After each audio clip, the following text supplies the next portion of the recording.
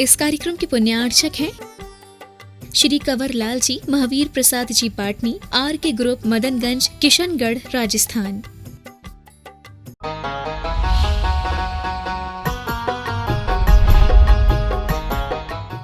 कहीं भी हो ऐसा स्थान है ना, कोई भी एकांत जगह, पर्वत होते हैं, गुफाएं होती हैं, बाग बगीचे होते हैं, सब जहाँ पर किसी भी तरह से कोई भी आकर के आपको डिस्टर्ब ना करे, उस स्थान पर बैठ कर के चैत्यालयेषु वापि च लिखा है ना, चैत्यालयों में भी, जिनालयों में भी बैठ कर के, जहाँ पर एकांत रहता हो, ज़्यादा लोगों के द्वारा कोई बाधा उत्पन्न ना होती हो, उन स्थानों में बैठ कर के परिचेतव्यम, परिचेतव्य का मतलब होता है बढ़ाना चाहिए। जो आपने जितना अपना मन बनाया उससे भी बढ़ाना, और बढ़ाते हुए कैसे? प्रसन्न धिया, धी माने बुद्धि, प्रसन्न बुद्धि के साथ बढ़ाना। थोड़ी देर और प्रसन्नता जब आ जाती है, मन शांत हो जाता है, थोड़ी देर और इसी शांति का अनुभव करते हैं, थोड़ी देर और बैठते हैं, थोड़ी देर और इसी आनंद में रहते हैं प्रसन्न बुद्धि के साथ। तो उस तरह का जो भाव है वो आपके लिए बहुत ज़्यादा विशुद्धि देने वाला और बहुत ज़्यादा कर्मों की निर्जरा करने वाला है।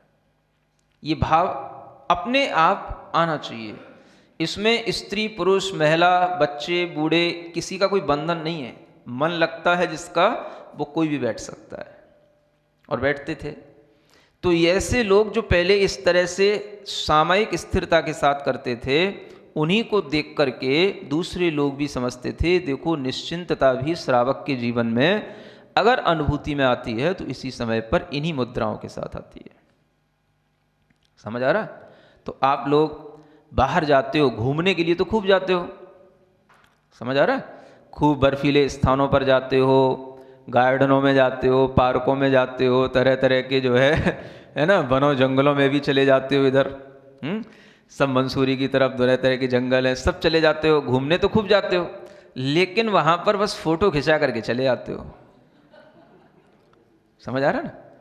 उन स्थानों पर जाकर के थोड़ी देर अपनी आप को बैठा करके वहाँ का आनंद लेना चाहिए। आपने वहाँ जाकर के क्या किया?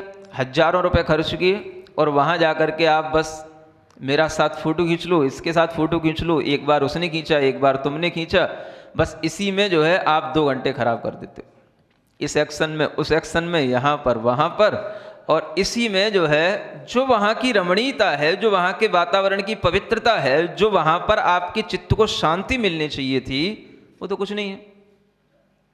वो भी यहाँ पर भी वैसे ही पगला रहे थे और वहाँ पे भी आके पगलाने लगे वैसे ही। समझ आ रहा है ना?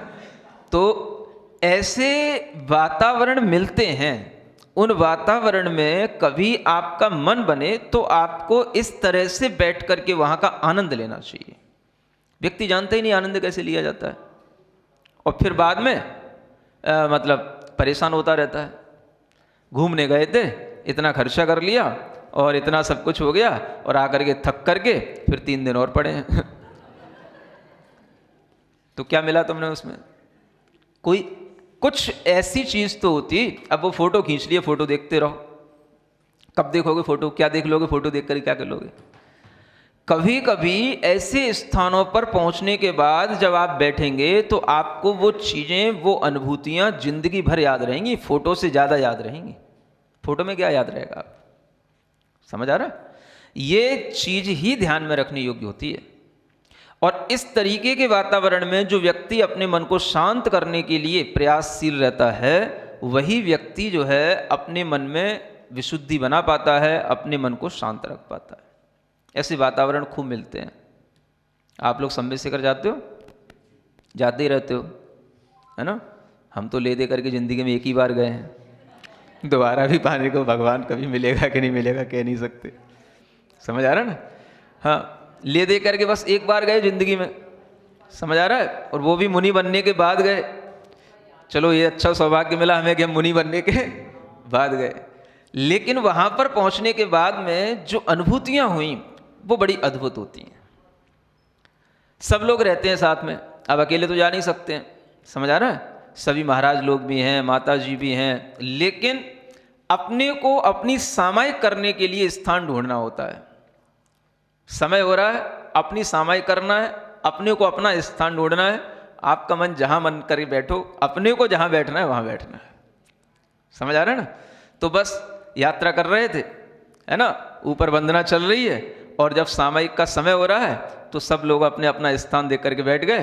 अब अपन भी अपना स्थान देख रहे हैं, कहीं अच्छी जगह मिल जाए, बस थोड़ा आज मन लगना चाहिए। सुन रहे हो? तो वो चीज़ें जो ध्यान रहती हैं वो आज भी अगर ध्यान आ जाती हैं तो कभी भी सामायिक करने बैठ जाओ तो अच्छी सामायिक हो जाती है। एक टोंक पड़ती है मुनिसुब्रत नाथ भगवान की, है ना, उल्टी वंदना की थी तो चंद्र प्रभु की टोंक से वंदना करने के बाद मुनिसुब्रत की वंदना करने आए, तो वहां पर टोंक के पीछे, मतलब जहां जो टोंक बनी हुई है उसके पीछे एक बहुत बड़ी शिला रखी हुई थी। उसके पीछे जाकर के देखा तो एक बहुत बड़ी शिला रखी हुई है, और नीचे मतलब बहुत ज़्यादा सब जगह खाई टाइप की भी है या कुछ भी है, अच्छे गड्ढे भी हैं, तो बस लेकिन शिला पे बैठने की अच्छी जगह है। एक तो टोंक के पीछे हो गया, कोई भी आएगा वो सीधे सामने भगवान के चरण के दर्शन करेगा, पीछे कौन जाता है, कोई नहीं जाता।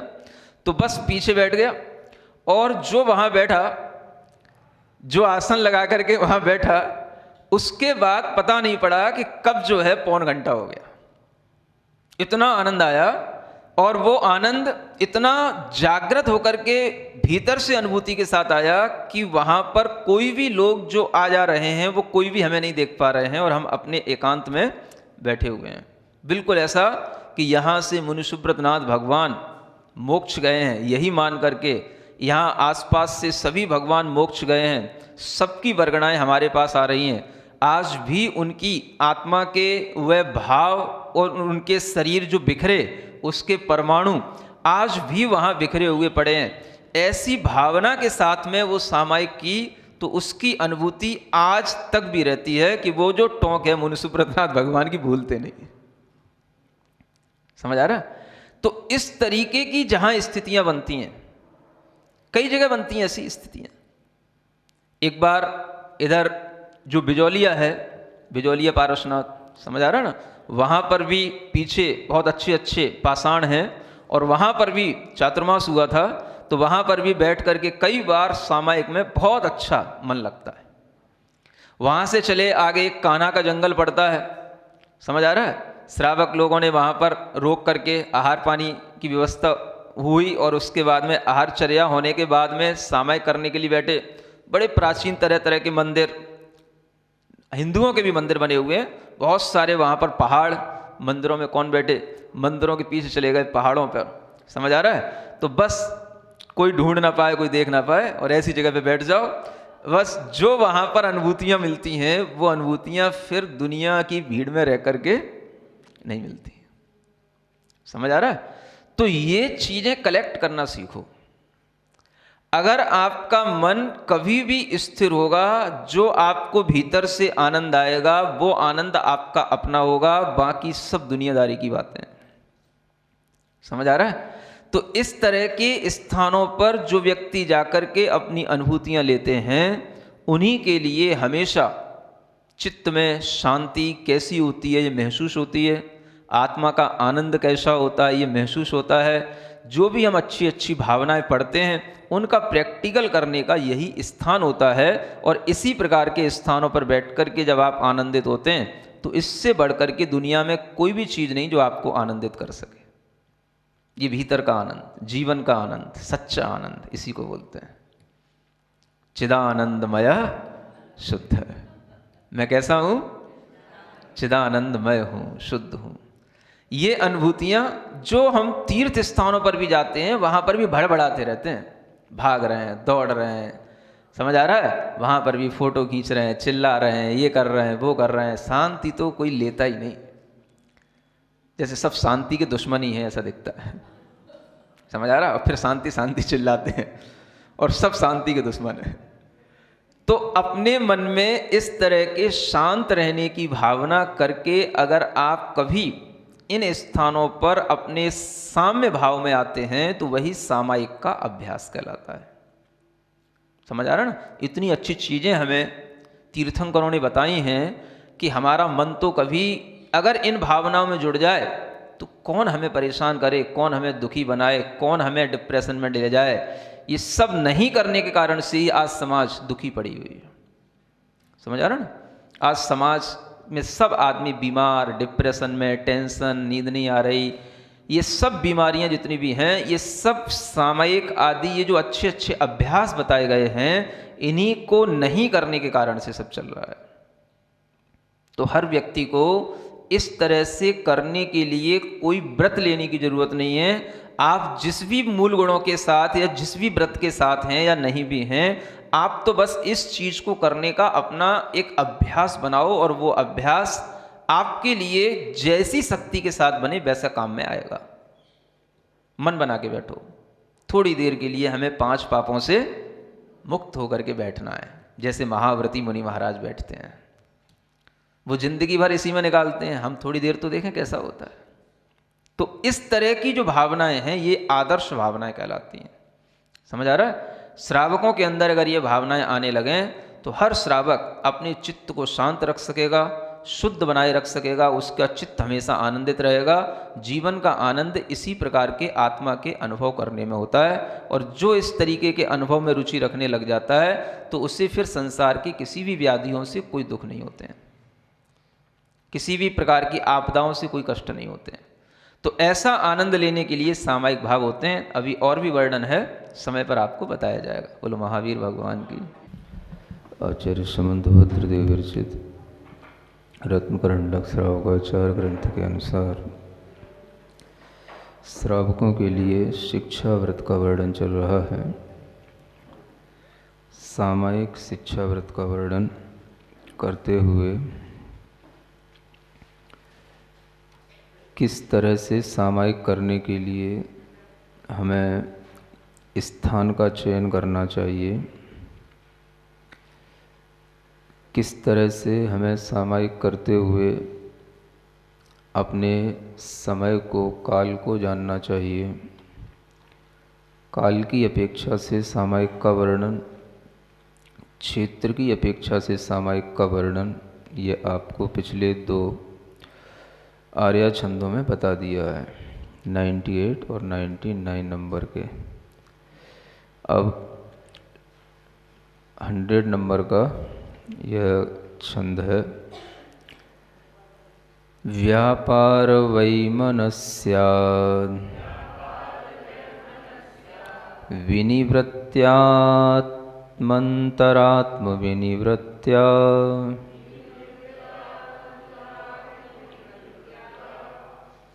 विनिवृत्त्यामन्तरात्मविनिवृत्त्या सामयिकं बध्नीया दुपवासे चैकभोक्ते वा। पढ़ें। व्यापार वैमनस्यात् विनिवृत्त्यामन्तरात्मविनिवृत्त्या सामयिकं बध्नीयादुपवासे चैकभोक्ते वा। सामयिक करते समय पर कैसे भावों को संभालना है और कैसे भावों को बनाना है, इस बात का वर्णन यहाँ किया जा रहा है। देखा जाए तो क्षेत्र और काल की अपेक्षा से सामयिक में क्या करना है ये पहले बता दिया है। अब भाव की अपेक्षा से सामयिक में किस तरह से समायोजना की जाए यह यहाँ बताया जा रहा है। व्यापार वैमनस्यात् विनिवृत्त्य, विनिवृत्ति माने दूर हट करके, व्यापार की वैमनस्कता से अपने आप को दूर हटा करके। व्यापार का मतलब व्यापार भी होता है और व्यापार का मतलब मन वचन काय की क्रिया भी होती है। दोनों ही बातों को हम समझ सकते हैं। जो व्यापार करते हैं तो उन्हें व्यापार के कारण से मन में तरह तरह के वैमनस्कताएं उत्पन्न हो जाती हैं। खेद खिन्नता के भाव भी उत्पन्न होते हैं, वैर विरोध के भाव भी उत्पन्न हो जाते हैं, और अनेक तरह के अभिमान, अपमान आदि संबंधी भाव भी व्यापार में होते रहते हैं। भाव चढ़ जाते हैं तो अभिमान के भाव भी चढ़ जाते हैं, कभी भाव घट जाते हैं थोड़ा अपमान के भाव भी आ जाते हैं। तो ये व्यापार में चलता रहता है। गृहस्थ है, गृहस्थी चलाने के लिए तरह तरह से अपना आजीविका चलाने के लिए अपना तरह तरह से उपयोग लगाता है, व्यापार करता है, और उससे मन जो है कभी कभी, अक्सर ही कहना चाहिए कि वैमनस्य हो जाता है। वैमनस्य का मतलब होता है मन के अंदर किसी के प्रति कोई दुर्भाव आ जाता है, किसी के बारे में बुरा विचार आ ही जाता है, या कोई अपने लिए कर दे या अपन भी किसी लोभ इत्यादि के कारण से उसके लिए कर दें। तो ऐसा जो वैमनस्कता का भाव आ जाता है वो उससे भीतर भीतर कहीं ना कहीं दुखी बनाता भी है, और उससे उसके मन में जो खेद खिन्नता आती है उसको उसे दूर करके सामायिक की तैयारी करना है। वैमनस्कता में मन का विपरीत हो जाना, मन अपने में नहीं आना और बार बार यह विचार करना कि मैंने उससे ऐसा क्यों कह दिया, मैंने ऐसा क्यों कर दिया, मैंने उसका ये धन या कोई भी वस्तु उससे क्यों कम दाम में ले ली, क्यों हमने उसको ज़्यादा दाम में उसको बेच दी। तो ये सब जो है वैमनस्कताओं में आ जाता है। व्यापार को कैसे और बढ़ाना, किस तरह से व्यापार में जो कमी आई है उसको मेंटेन करना, ये सब जो है अनेक तरह की वैमनस्कताएं व्यापारी के अंदर चला करती हैं। तो व्यापार से मतलब यहाँ पर व्यापार भी है, और व्यापार से मतलब जो अपने मन वचन काय की क्रियाएं हैं, जो भी हम एक्टिविटी करते हैं दिन भर, उससे भी अपने आप को दूर करना। विनिवृत्ति माने विड्रॉ करना, है ना, विड्रॉइंग ऑफ एक्टिविटीज, है ना, ऑफ 5 सिंस। जो 5 प्रकार के पापों में जो हमारी मन वचन कायी की प्रवृत्तियां थीं, उनसे अपने आप को विड्रॉ करना। विड्रॉ तो समझते हैं ना तो वो हटाना, है ना। हाँ भाई, हमने इस लाइन से अपने आप को विड्रॉ कर लिया, है ना, इस कमेटी से हमने विड्रॉ कर लिया। ऐसे ही अपने मन वचन काय से, अपने अंतर आत्मा से अपने आप को हटाना। सामायिक करने बैठे तो पहले ये तैयारी करनी पड़ेगी। ऐसा नहीं कि सामायिक का टाइम हो गया और धम्म से बैठ गए और बैठ गए तो बैठ तो गए और शुरू वही हो गया जो दिन भर चलता था। तो वह तो मन में किसी भी प्रकार की प्रसन्नता आने ही नहीं देगा। तो वह प्रसन्नता के साथ में जब हम अपनी सामायिक को बढ़ाएंगे तो वह सामायिक में भाव शुद्धि भी होना चाहिए।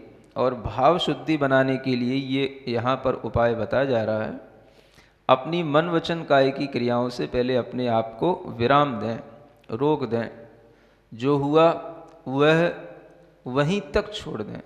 इस समय पर नहीं हमें कुछ करना, वो उसी समय के लिए था, बाद में देखा जाएगा। और धीरे धीरे ये अभ्यास भी, अनुभूति भी आने लग जाती है कि जिन चीज़ों में, जिन विकल्पों में हम उलझा करते हैं, वो विकल्प समय पर अपने आप दूर भी हो जाते हैं, है ना। जैसे कोई भी कीचड़ थोड़ी सी हो जाती है, अगर हम उस कीचड़ को कीचड़ की तरह भी छोड़ दें तो थोड़ी देर बाद सूख भी जाती है। हवा पानी आता है, हवा चलती है, उड़ भी जाती है। ऐसे बहुत से विकल्प अपने आप छूट जाते हैं, दूर हो जाते हैं। लेकिन हम प्रतिदिन अपनी मन वचन काय की क्रिया से कहीं ना कहीं प्रतिदिन उलझते तो हैं ही हैं। तो वो उलझन आपकी प्रतिदिन सामायिक के समय पर याद आएगी तो आपकी हर दिन सामायिक खराब होगी। तो यही सोच करके कि ये तो भाई प्रतिदिन का काम है, प्रतिदिन मन में कुछ ना कुछ आना है, किसी ना किसी से कुछ ना कुछ होना है, और प्रतिदिन अगर हम अपनी उलझन को इसी समय पर ध्यान करेंगे और याद करेंगे तो फिर हम सामायिक का टाइम खराब ही करेंगे। सामायिक कहाँ करेंगे? ऐसा विचार करके जो व्यक्ति उस उलझन को, अरे ये संसार की उलझन है, संसार की थी, संसार के लिए छोड़ दी, इस समय पर हम संसार से दूर हट रहे हैं, तो ये कहना पड़ता है, ये मन में विचार करके उस उलझन से अपने आप को दूर करना पड़ता है। अन्यथा चित्त आपका उसी उलझन में ही उधेड़ बुन में लगा रहेगा।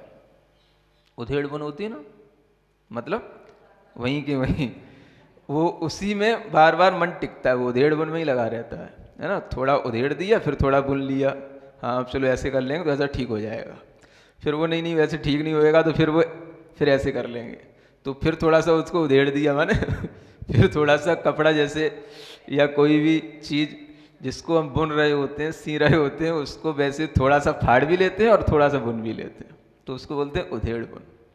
इसी को बोलते हैं उलझन। तो ये उलझन जो होती है वो हमारी इसी उधेड़ बुन के कारण से आती है, और ये मन इसी उधेड़ बुन में लगा रहता है। तो हर किसी के लिए ये प्रॉब्लम है।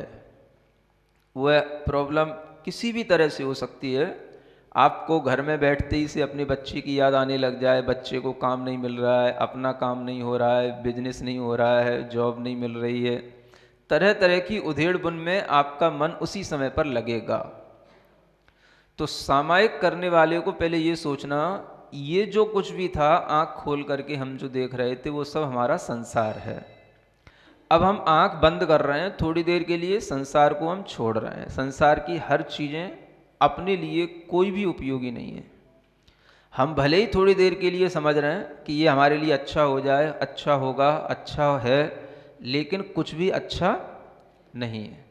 ऐसा विचार करके वो अपने आप को रोकता है। सामायिक के समय पर हमें केवल अपना स्वयं का और अपने पंच परमेष्ठी बस उनका ध्यान करना है। इसके अलावा हमें संसार के किसी व्यक्ति के बारे में सोचना ही नहीं है। इस तरह से जो अपने मन को इस रूप से रोकता है वही जो है अपने आप का विड्रॉ कर पाता है। संसार से विड्रॉ करना, अपनी जो मेंटल एक्टिविटी है उनसे विड्रॉ करना, हमने किसी से कोई बोलचाल करके कुछ कह दिया, कुछ सुन लिया, सुना दिया, उन सब चीज़ों का भाई संसार में हर रोज़ कुछ ना कुछ होता रहता है। तो ये सब क्या है? द्वंद्व हैं। तो जब तक हम आंखें खोल करके रहेंगे द्वंद्वों में पड़े रहेंगे। समझ आ रहा ना? ये सब क्या कहलाता है? द्वंद्व। द्वंद्व माने होता है दो। द्वंद्व माने क्या होता है? दो। दो के बीच में ही द्वंद्व होता है, अकेले में कभी द्वंद्व नहीं होता। ये बात अलग है कि आप एकांत में बैठ जाओ, अकेले में बैठ करके भी आप भीतर द्वंद्व करते रहते हो, इसे बोलते हैं अंतर्द्वंद, जो भीतर द्वंद्व चलता रहता है। लेकिन वो द्वंद्व शुरू होता है दूसरे से, किसी ना किसी दूसरे के साथ में आपका कोई अटैचमेंट है या कोई एवर्जन है, तो उसी के कारण से वो है द्वंद्व शुरू हो जाता है। समझ आ रहा है? तो द्वंद्व जो ये शब्द है ये अपने आप में जोड़े का नाम है। जहां दो हो गए वहां द्वंद्व हो गया। क्या सुन रहे हो? हाँ, तो द्वंद्व अकेले में नहीं होता, द्वंद्व दो में होता है। तो ये जो सामायिक होती है वो निर्द्वंद वृत्ति के साथ होती है। एक सूत्र आता है, निर्द्वंद वृत्ति अध्यात्मम। अध्यात्म किसे कहते हैं? निर्द्वंद वृत्ति को अध्यात्म कहते हैं। जहां पर दो ना रहें, एक हम ही रहें बस अकेले, उसी का नाम अध्यात्म है। तो उस अध्यात्म में आने के लिए इस तरह की निर्द्वंद वृत्ति बनाना चाहिए, और वह निर्द्वंद वृत्ति बनती है जब हम द्वंद्व से अपने आप को हटाते हैं। तो ये द्वंद्व जो हम बोलते हैं, जिसे हम कलह कहते हैं, झगड़ा कहते हैं, है ना, ये तो सब बाहरी द्वंद्व हैं। और ये सब नहीं भी हैं तो भी भीतर अंतर द्वंद्व चलता रहता है। तो बाहरी द्वंद्वों से भी हट करके और अंतर द्वंद्व से भी हट करके जो निर्द्वंद्व होता है वही आध्यात्मिक कहलाता है। समझ आ रहा है? दो में रहने वाला आध्यात्मिक नहीं हो पाता। अकेले में रहेगा, एक में रहेगा, वही आध्यात्मिक होगा। एकांते, ऊपर एक सामायिक शब्द आया था ना, एकांते सामयिकम, है ना। एकांत का मतलब ही होता है एक ही, जिसके लिए बस अंत माने धर्म रह जाए, बस एक ही धर्म है हमारा, क्या? मेरी आत्मा, इसके अलावा कुछ नहीं। तो ही वह सामायिक के भाव में आ पाता है। तो इसलिए यहाँ पर कहा जा रहा है अपनी मन वचन काय की प्रवृत्तियाँ जो 5 प्रकार के पापों में लगी थीं, उन पापों से हटा करके उसे अपने को रोकना और उस प्रवृत्ति को रोक करके फिर क्या करना, अंतरात्म विनिवृत्त्या। फिर कहते हैं अंतरात्मा माने जो ये अंतर में अपना मन है उस मन को भी रोक करके, है ना, बाहरी प्रवृत्तियां भी रोक करके, बाहर के व्यापार से अपने को हटा करके, और फिर अंतरात्म को भी रोक करके, यानी अपनी मन की द्वंद्व वृत्ति को रोक करके। मन में द्वंद्व चलता रहता है, कुछ ना कुछ, हर रोज एक नया द्वंद्व पैदा हो जाता है। समझ आ रहा है ना, सुबह से शाम तक की क्या देन है, तो कुछ ना कुछ किसी के साथ निर्द्वंद्व हो जाना, बस यही देन है उस सुबह से शाम तक की, है ना। तो आप ये देखें कि अगर हम रोजाना ही ऐसे द्वंद्व के कारण से सामायिक के समय पर अपने मन को खराब रखेंगे तो हम कभी भी सही सामायिक का आनंद ले नहीं पाएंगे।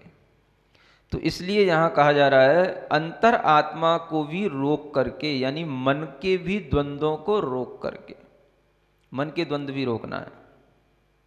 और मन में ये जो द्वंद्व हैं ये सहजता में उत्पन्न होते ही रहते हैं। तो जब तक हम बाहरी वस्तुओं से अपना संकल्प पूर्वक संबंध नहीं छोड़ते तब तक ये द्वंद्व हमें भीतर से चैन नहीं लेने देते। आप आंख बंद करके बैठोगे, द्वंद्व पहले सामने आ जाएगा। एकांत में बैठोगे तो और ज़्यादा परेशान करेगा। तो गृहस्थ के लिए इन द्वंद्व से अपने को हटाना बड़ा मुश्किल होता है, लेकिन अगर वो संकल्पित होता है तो सरल होता है। और संकल्पित इसी रूप में होना पड़ता है। चिंता जब हम आंख खोलेंगे, संसार में आएंगे तो चिंता करेंगे। अभी हम थोड़ी देर के लिए अपनी चिंता को छोड़ करके आंख बंद करके अपने आप के लिए बैठेंगे, अपने आप के लिए रहेंगे, अपने आप का अनुभव करेंगे। तो अपने लिए जीना, ये जो भाव आता है ये इसी में आता है। किसके लिए जीना? अपने लिए जीना। समझ आ रहा है? थोड़ी देर के लिए, अभी हम 1 घड़ी, आधा घड़ी, आधी में पुन आध, तुलसी संगत साधु की हरे कोटि अपराध। तो संगति साधु की करने के लिए भी ये नहीं है कि हम हमेशा साधु के ही पास बैठे रहें।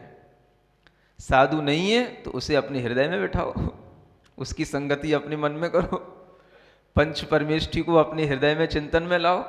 संगति साधु की करना है, आपके अपराध अपने आप, पाप अपने आप नष्ट होते चले जाएंगे। तो 1 घड़ी, आधा घड़ी जो भी हम कुछ करने बैठे हैं तो उस घड़ी में, उस समय पर हमारे अंदर इस तरह के द्वंद्व नहीं होने चाहिए और हमारा मन उस समय पर शांत होना चाहिए। और उस समय पर हमारे मन के अंदर किसी भी तरह की बाहरी चीज़ों का कोई भी हमारे मन में विकल्प नहीं होना चाहिए। और ज़्यादातर जो विकल्प उत्पन्न होता है वह सब किसी ना किसी से कुछ ना कुछ वैर भाव के साथ होता है, या विरोध के साथ होता है, या कोई तीव्र राग के साथ होता है। तो ये राग, द्वेष, मोह की वृत्तियों को रोक करके, इनको छोड़ करके, अपनी अंतरात्मा को रोक करके सामायिक के लिए अपने को तैयार करना, ये भाव शुद्धि कहलाती है। समझ आ रहा है? 1 घड़ी करो, चाहे 2 घड़ी करो, चाहे 3 घड़ी करो। समझ आ रहा है? 1 घड़ी, 2 घड़ी, 2 घड़ी तो कम से कम होती है। 1 घड़ी माने 24 मिनट का है, तो कम से कम भी सामायिक 2 घड़ी की और अधिक से अधिक 6 घड़ी की, है ना। अब ये 2 घड़ी भी हम कम से कम अपने लिए जिए। किसके लिए जिए? ये मोटिव होना चाहिए अपने अंदर, हमें किसके लिए जीना है? अरे 2 घड़ी तो अपने लिए जियो। सुबह से शाम तक 24 घंटे होते हैं, किसके लिए जी रहे हैं? बच्चों के लिए, पत्नी के लिए, पति के लिए, है ना, सब घर के परिवारों के लिए। 2 घड़ी किसके लिए जीना? बस अपने लिए जीना। ये मोटिव आएगा तो ये सब छूटेगा। हाँ, तो ये छूटने का जो अभ्यास करेगा तो छूटेगा। अब छूटने के लिए वह मन बनाए ही ना और कहे कि हमारा मन लग जाए, तो मन कैसे लग जाएगा? नहीं समझ आ रहा? ज़्यादातर गृहस्थों की दिक्कत यही होती है। मन संकल्प के साथ बनता है और मन में वो किसी भी तरीके का संकल्प लेकर के बैठना चाहते नहीं। महाराज हमारा मन लग जाना चाहिए ध्यान में, आप कोई उपाय बता दो। क्या उपाय बता दो? अब तुम्हारा मन जिन द्वंद्वों में लगा है उन्हीं द्वंद्वों में तो लगेगा। अब उन द्वंद्वों को छोड़ने का संकल्प तो लो।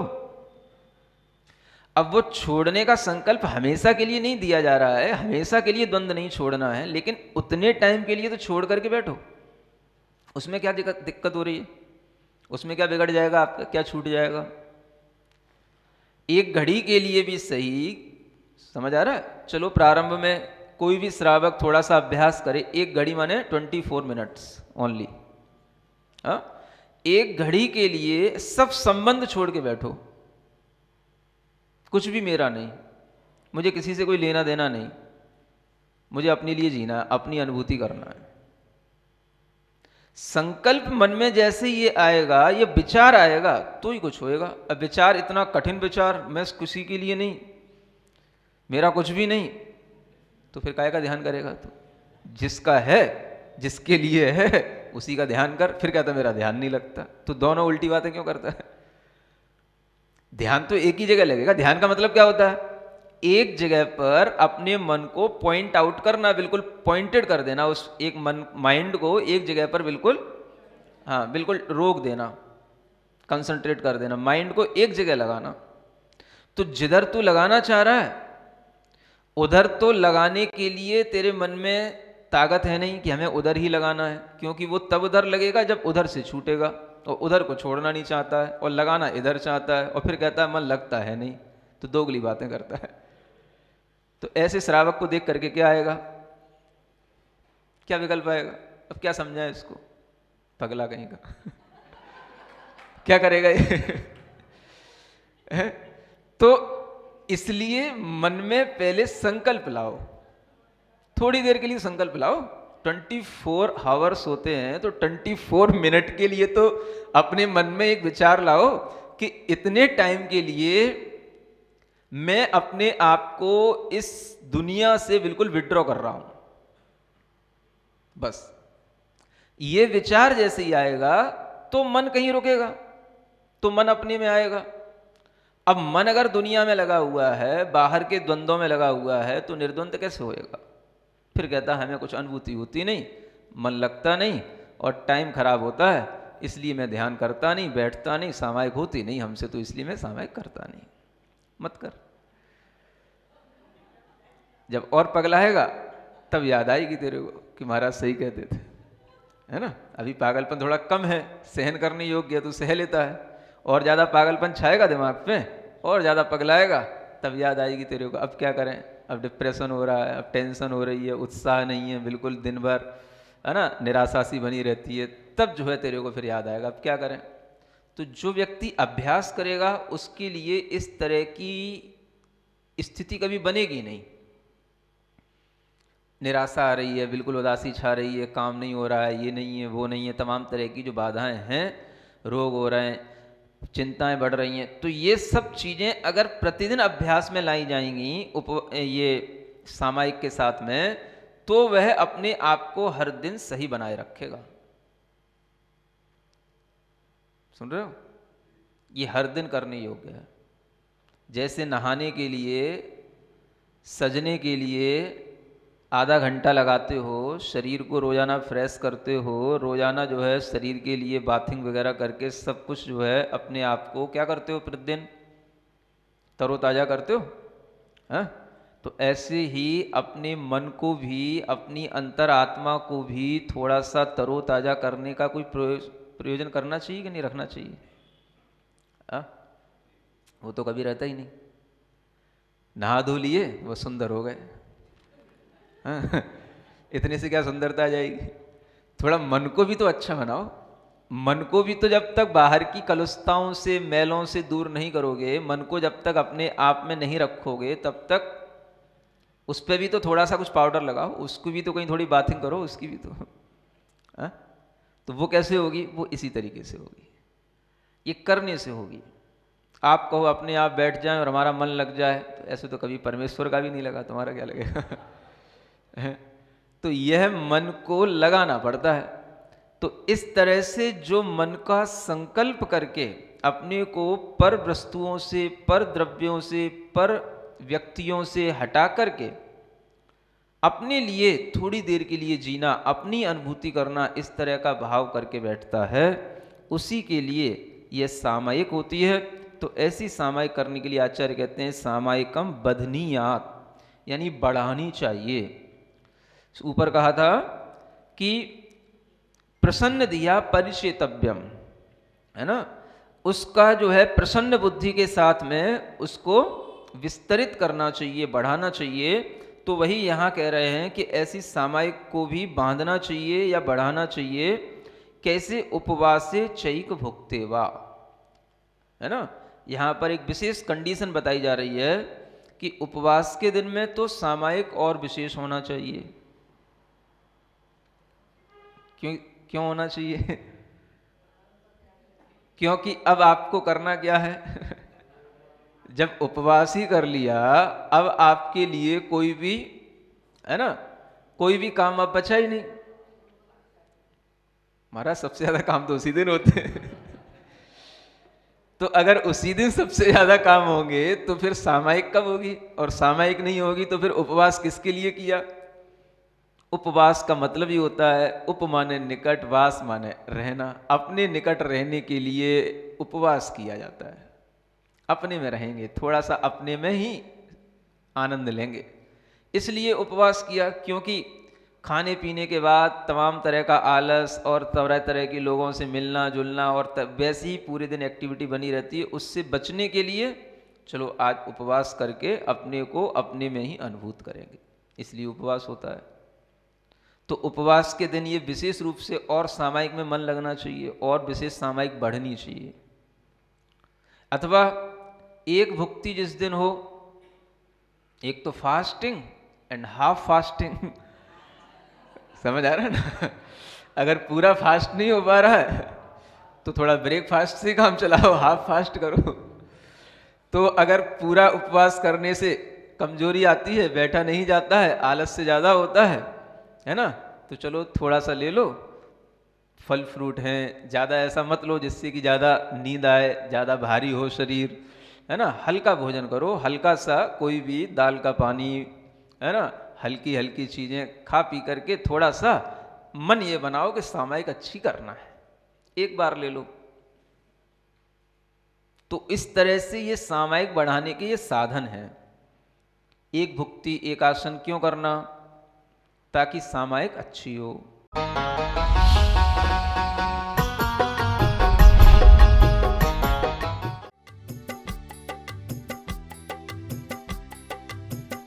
इस कार्यक्रम के पुण्यार्चक थे श्री कंवर लाल जी, महावीर प्रसाद जी पाटनी, आर के ग्रुप, मदनगंज, किशनगढ़, राजस्थान।